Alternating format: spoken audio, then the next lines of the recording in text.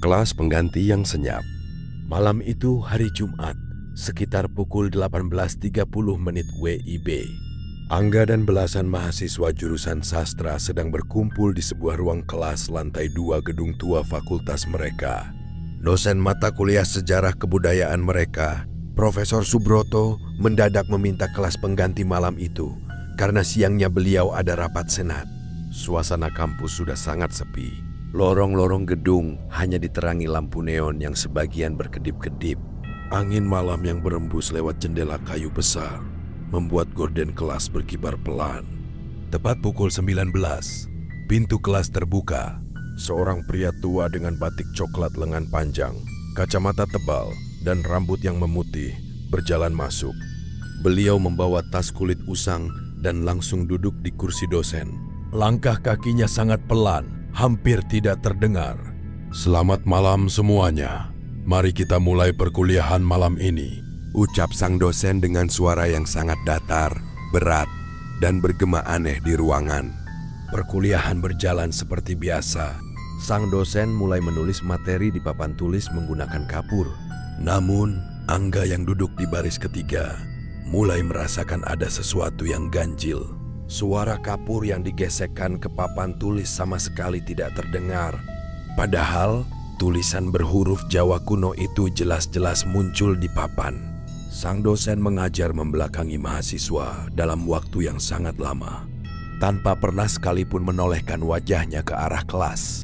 Suhu di dalam ruangan perlahan-lahan turun, hingga membuat beberapa mahasiswa merapatkan jaket mereka karena kedinginan.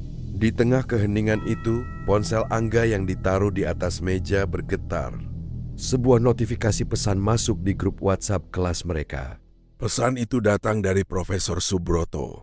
"Mohon maaf anak-anak, malam ini kelas pengganti terpaksa saya batalkan karena saya tiba-tiba ada urusan mendadak di luar kota.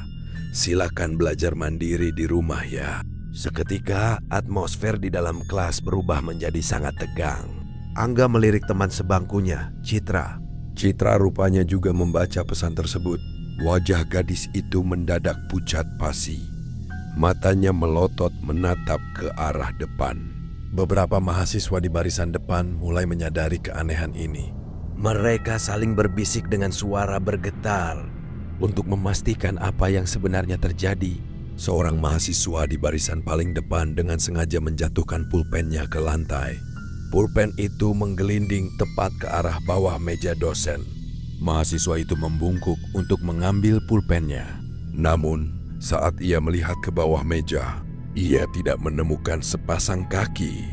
Batik coklat yang dikenakan sang dosen melambai-lambai ditiup angin, menggantung kosong di udara. Sosok di depan mereka tidak menapak tanah. Dia melayang beberapa puluh sentimeter di atas lantai. Mahasiswa yang melihat hal itu langsung gemetar hebat. Dengan suara yang hampir habis karena ketakutan, ia berbisik kepada teman di sebelahnya, "Kaki, gak ada kakinya." Bisikan itu menjalar cepat ke seluruh kelas. Ketakutan massal mulai melanda. Beberapa orang sudah bersiap-siap membereskan buku mereka ke dalam tas secara perlahan, berusaha tidak membuat suara. Tiba-tiba, sosok yang sedang menulis di papan tulis itu berhenti bergerak. Suasana kelas menjadi senyap total, bahkan suara napas pun tertahan. Sosok itu perlahan-lahan memutar tubuhnya, menghadap ke arah kelas. Saat wajahnya terlihat, seluruh mahasiswa menahan jerit. Wajah dosen itu hancur separuh, dengan kulit yang membusuk seperti korban kecelakaan lama. Sosok itu menatap mereka semua dengan mata yang melotot tajam, lalu tersenyum sangat lebar hingga merobek pipinya yang membusuk. Dengan suara yang sangat berat dan dingin, ia berkata, "Sudah jam segini, kalian mau pulang karena sudah malam, atau karena sudah tahu?" Detik itu juga, seluruh mahasiswa di kelas berteriak histeris. Mereka berhamburan keluar kelas, berebut melewati pintu, hingga beberapa orang terjatuh.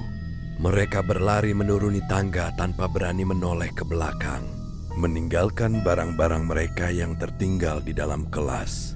Keesokan harinya, Cerita tentang kuliah malam gaib itu menyebar luas ke seluruh penjuru kampus. Dan sejak kejadian itu, pihak rektorat mengeluarkan aturan tegas. Tidak boleh ada aktivitas perkuliahan atau organisasi apapun di dalam gedung tua fakultas setelah pukul 18 WIB.